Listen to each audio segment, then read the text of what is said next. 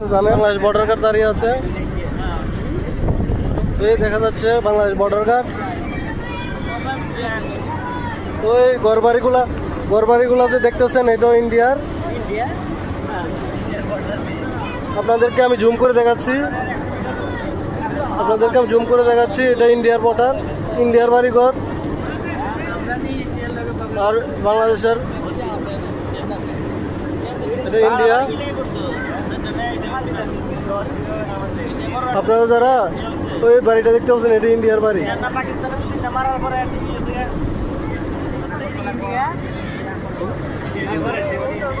ওই বাড়িঘর এগুলো ইন্ডিয়ার বাড়িঘর।